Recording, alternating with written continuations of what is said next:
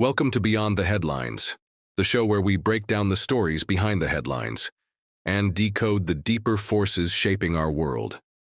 Today, we dive into one of the most contested and consequential places on Earth, the South China Sea. At first glance, it might seem like just a stretch of ocean dotted with islands you've probably never heard of. But beneath those waves, trillions of dollars in trade, fierce legal battles, disappearing ecosystems, and the shadow of great power conflict. So, what's really at stake? Let's decode it. Let's start with trade. Nearly a quarter of all global maritime trade, that's about 3.37 trillion every year, flows through the South China Sea. It's the artery that links East Asia's manufacturing powerhouses to the rest of the world. If this region were to be disrupted, the ripple effects would be global. Now, imagine 7 neighbors fighting over the same backyard. But the backyard is the sea, and the prize is sovereignty, history, and national pride. China, the Philippines, Vietnam, Malaysia, Brunei, and Taiwan all claim parts of the South China Sea.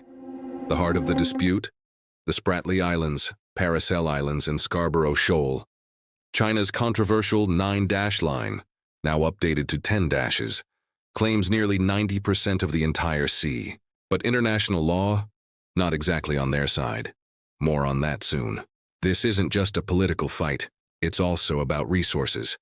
An estimated 11 billion barrels of oil, around 190 trillion cubic feet of natural gas, and over half the world's fishing vessels working these waters. But here's the catch. 64% of fish stocks are at medium to high risk of collapse. The region's marine life is under siege from overfishing, illegal trawling, and environmental destruction. And the fight over who gets to fish where? It's turning up the heat, literally. It's not just coast guards anymore. The South China Sea has become a strategic chessboard.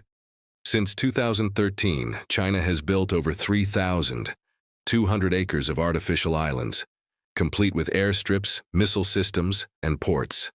Think floating fortresses. Meanwhile, the U.S. continues freedom of navigation operations, while strengthening ties with allies like the Philippines and Japan. We're seeing what experts call gray zone tactics, laser incidents, ramming, harassment, all below the threshold of open war, but always just one mistake away from escalation. So what does international law say? Under UNCLOS, the UN Convention on the Law of the Sea, maritime rights come from land, not history.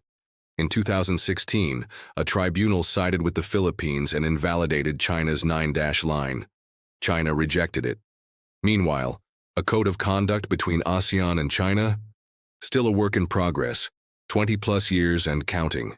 Disagreements on scope, enforcement, and external involvement have kept it stuck in limbo. All this conflict has a quiet victim: the environment.